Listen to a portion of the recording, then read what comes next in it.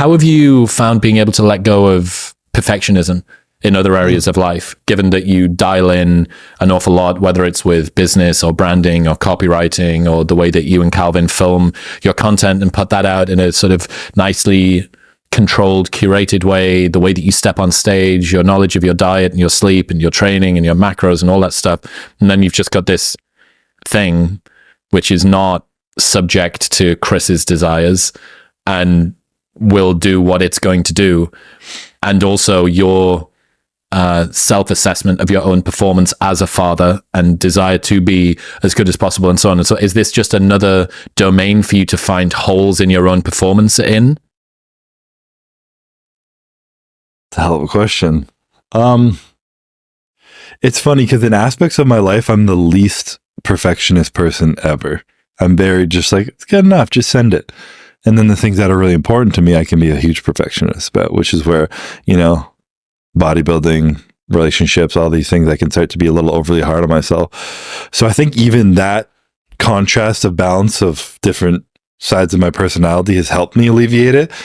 Because I'm not everything needs to be perfect. I'm like, that stuff, the YouTube video will get there. Calvin will worry about that. These guys help me with the business. That's all fine.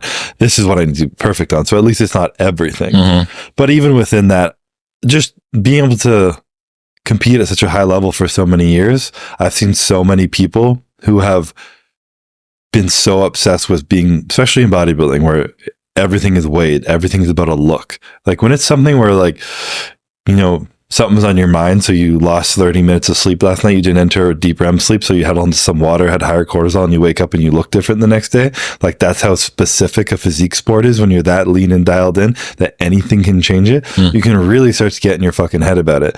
And I've seen so many people overthink of to the grain of rice being perfect and eating at the same time every day and everything, and needs to be so perfect, and just the stress of that making them worse, that I've pulled back from the perfectionist of it and just tried to be like, where's the diminishing returns?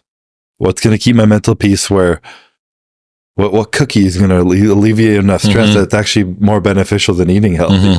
Where does that balance lie? You know, you pull and you test and you tug and you go back and forth a little bit, and you just figure it out over the years. And luckily I've just learned to trust my intuition in a lot of things. And I think in being a dad now, my intuition is not as strong as being Mr. Olympia. So I'm refiguring that one out. Yes. And luckily my wife is just an incredible mom as she is. So a lot of the time, world champion mother. I just ask her if I don't know what to do. I'm like, what do I do? How do I do this? Are you saying that Courtney is your honey for child rearing? Oh yeah, for sure. She's incredible. She could be anyone's coach for child rearing somehow. She's just built for it.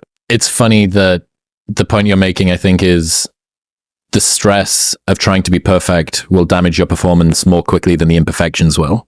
Yes. Which is where the cookie comes in. The cookie. All important cookie.